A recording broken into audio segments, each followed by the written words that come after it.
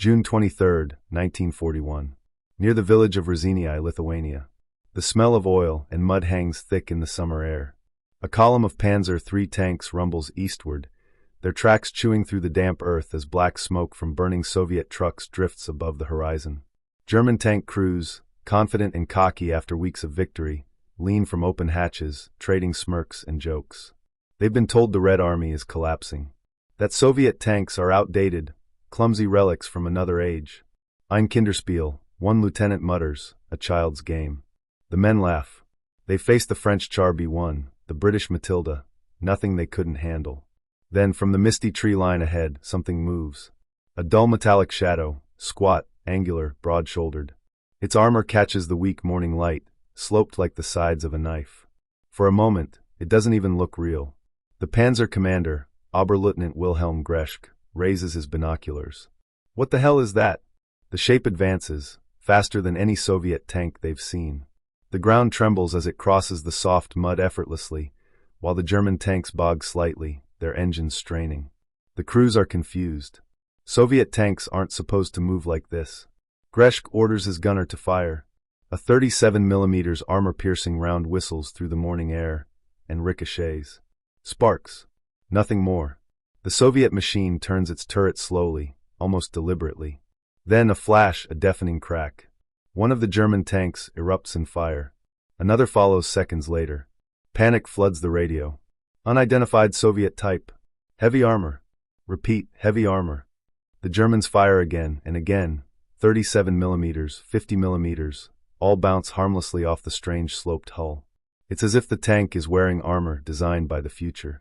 For the first time since the invasion began, German tankers feel it, that cold pulse of fear.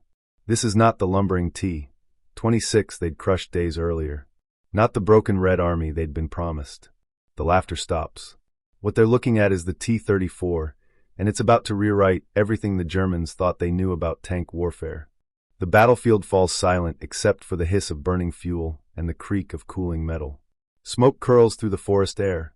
Greschke's radio sputters, static, half-words, screams. He peers through the periscope, searching for the strange Soviet tank that tore through his platoon like paper. But it's gone. Only scorched wrecks remain, blackened husks of Panzer IIIs and IVs, their armor peeled open like tin. Hours later, after the skirmish, German engineers arrive to inspect what's left of the enemy's machine. They gather around its smoldering carcass. The Soviet crew didn't survive, but the tank, the T-34-76, is mostly intact. The Germans circle it like archaeologists studying an artifact from another world. One engineer taps the hull with his wrench. Clang. The sound is deep, solid, not brittle steel but rolled homogeneous armor, sloped at perfect angles to deflect shells. The welding seams are crude, the design simple, yet terrifyingly effective. Unbelievable, whispers Major General Heinz Ebeling, watching from his staff car. They built this in numbers? They had. Thousands of them, hidden deep in Soviet factories east of the Urals, places no Luftwaffe bomber could reach. The T-34 was faster than any German tank, with a 500-horsepower V2 diesel engine, wide tracks that floated across mud, and a gun, the 76.2mm F-34 cannon, that could punch through any Panzer's front plate. For the Wehrmacht, this wasn't just a surprise. It was a nightmare. As reports poured in from across the front, Minsk, Smolensk, Kiev, the same words echoed again and again. T-34 sighted. Shells ineffective. Armor too strong. German crews began naming them Mickey Mouse tanks, mocking their odd shape, but the laughter was nervous now. Every engagement turned into a game of survival. Veteran tank commanders who had once joked about Soviet junk now prayed not to see that sloped silhouette on the horizon. In the quiet moments between battles, they wondered, how had the Soviets built something so advanced, so perfectly adapted to their terrain, when German industry was supposed to be the best in the world? The answer, they would soon learn, was even more unsettling. Because the T-34 wasn't just a tank. It was a revolution in steel. And it had arrived at the exact moment the German war machine thought itself unstoppable. October 1941. Near Mtsensk, east of Orel. The autumn rains have turned the Russian countryside into a sea of mud. Panzers sink to their fenders, their treads spinning helplessly. Exhausted soldiers push, curse, and dig. Every kilometer east feels like 10. The Wehrmacht's lightning war has slowed to a crawl. And somewhere ahead, hidden in the fog and forest, waits Mikhail Katakov, commander of the Soviet 4th Tank Brigade. His unit is small, battered, and outnumbered.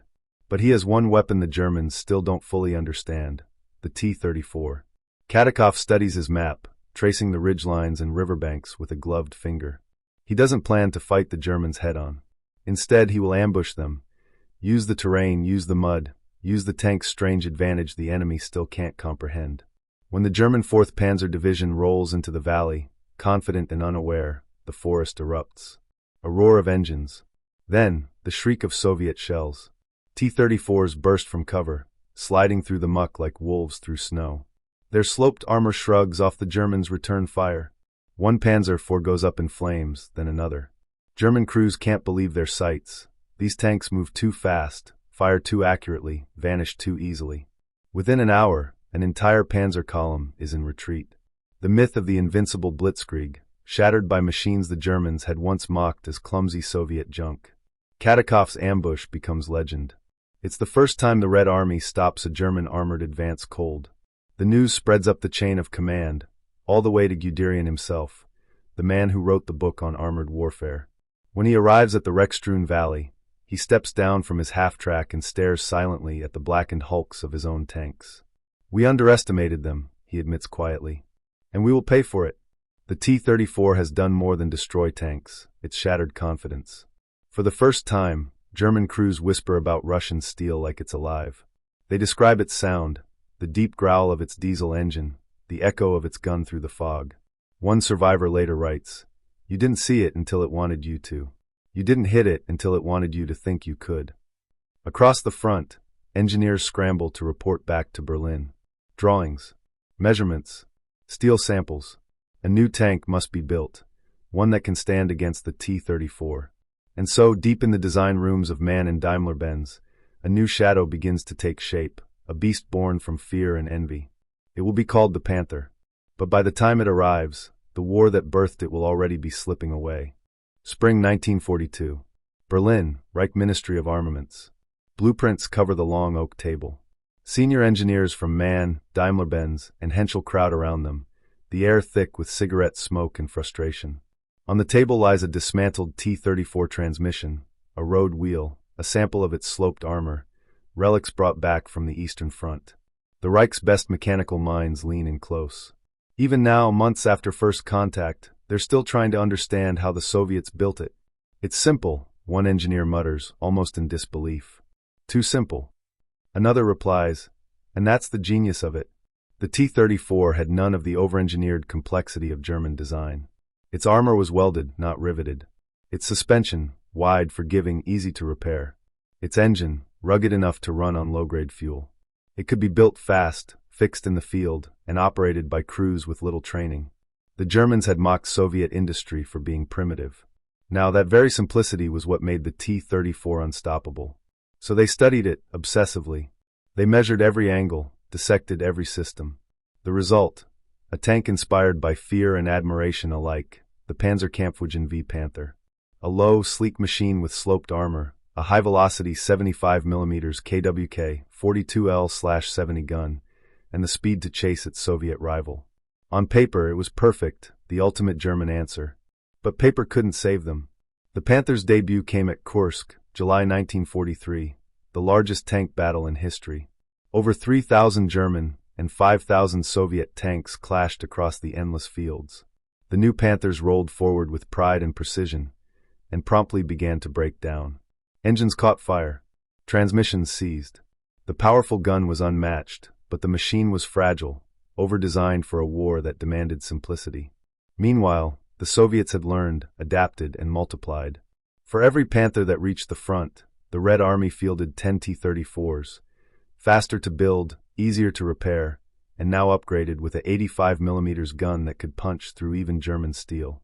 In the chaos of Kursk, the battlefield became a brutal paradox: the technologically superior Germans versus the ruthlessly efficient Soviets. Smoke thickens over the fields. You can hear the screams of metal, the thunder of treads. The air smells of oil, mud, and burning rubber. In that haze, the truth becomes clear: the T-34 didn't just win through design, It won through numbers, simplicity, and willpower. German tankers who once sneered at it now saw it everywhere, swarming the plains, surrounding villages, cutting through forests. To them, the T-34 wasn't just a tank anymore. It was a symbol of an enemy that refused to die, of a war that could no longer be won. And as the ruins of Kursk smoldered behind them, German commanders faced the bitter reality. They had built the perfect tank too late. The laughter that began in 1941 had turned into silence. The hunter had become the hunted.